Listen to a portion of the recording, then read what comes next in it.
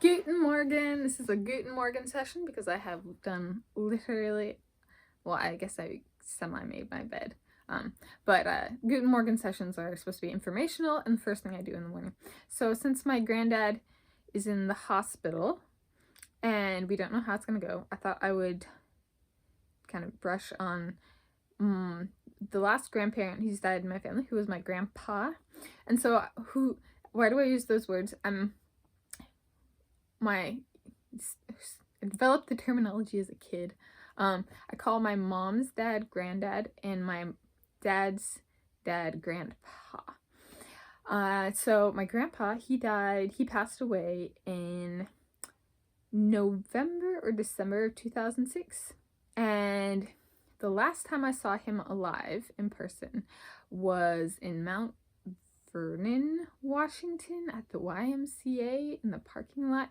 I was at a swim meet and I swam on the high school swim team, and it was my first high school season on the swim team. And his dying wish, which I didn't like, he had melanoma, which is a type of skin cancer, and it kills slowly, at least in his case. And so I didn't know it was going to be the last time, but his kind of thing was like, letter, which is like, for high school swimming is kind of like, it's a certain number of practices and certain performance kind of thing. So you gotta be fast and show up. And so it was he kind of pushed for lettering, and so he passed away in 2006. It was an interesting time because my dad had a stroke, I think it was 2 years earlier. 2 years earlier, something like that. It was 2004 or 2005, and he almost died, and so like death was already, yeah. It was, and he still has like really bad side effects from having a stroke now, which is like over 15 years later. Strokes are very serious things, and a lot of people die from them. It's compared to some things, a higher mortality rate or death rate than a lot of things. So yeah, it was just a funky time. I did letter all 4 years. He was a fighter pilot in the United States Navy and kind of stationed in a bunch of places, including like Japan. And so I also got team captain, and that was kind of my not closure, but it was something I did for him. Like, kind of, he wanted me to letter, but he was also in the military. And so my getting team captain was for him and kind of honoring the military tradition in my family, because a lot of people in my family serve in the military. And then, so at his funeral, right, somewhere in here, I have a Bible. So this is my Bible.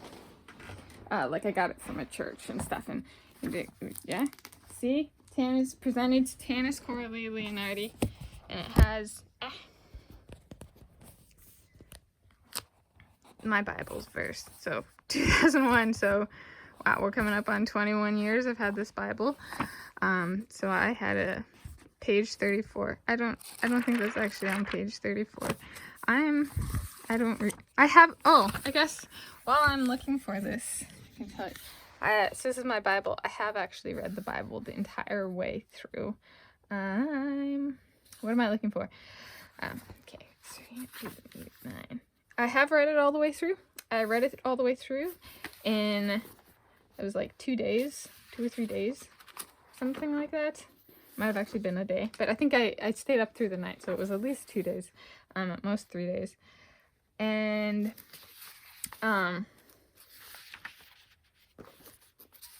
yes, I am being serious. I was on a mission. My parents are very religious individuals, and so they like to say I was like possessed by God or something like that when I read it. I don't know. I don't think I really agree with that. I think I just was on a mission. And so Yeah, I well, and I have ADHD, and ADHD, one of the like superpowers of having ADHD is hyperfocus. So like for me, I can read the Holy Bible in 2 3 days, and it's because of my ADHD. Yeah, for reals. So what was I looking for in here? His funeral, my grandpa's funeral, I got to choose the verse, the Bible verse. Or not the, but a Bible verse. And before he died, so he was bedridden for a while, and his favorite animal, so he served in the United States Navy, and the animal or mascot, if you will, for all kind of branches of the United States military, but especially the Navy, and especially he was a fighter pilot, so he's out there soaring like a bird, and the eagle. It's kind of the mascot of the United States of America, but especially the military, because they protect this country. And so there was a Bible verse that just like matched him. And so it's Isaiah 40:31. But those who hope in the Lord will renew their strength. They will soar on wings like eagles. They will run and not grow weary. They will walk and not be faint. And so before he died, I typed that out, and I put it with a picture of a bald eagle that he, from the zoo, and I gave it to him, and we put it by his bed so he could lie in bed and look at this verse and look at a bald eagle. And in addition to being in the military and being a fighter pilot and like having the eagle be very relevant because he's actually flying through the air, he carved, and he was a harbor master for a while, and after that he carved birds, and one of his favorite bird to carve was the eagle. So it was for him. And then later and he died, he passed away, and it took a while for it to hit. I think perhaps the biggest impact he had though was I was diagnosed with melanoma when I was 22 years old, and that's what he died from.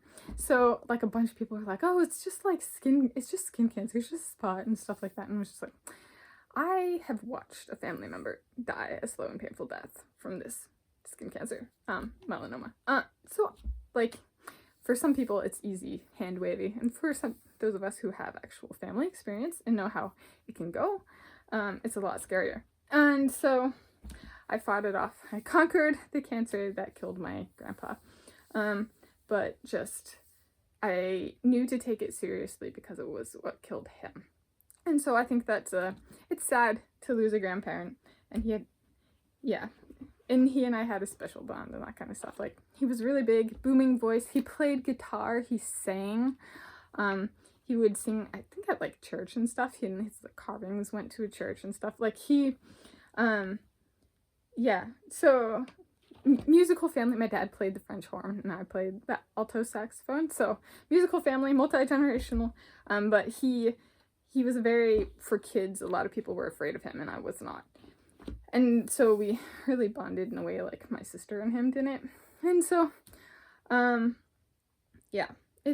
it's huge. I see my grandparents a lot, so it's a lifestyle change. Not so much now with two of them that live in the senior home and the COVID-19 pandemic, but that's kind of, I wanted to, since I don't know how it's going to go with my granddad, that's how it went with my grandpa.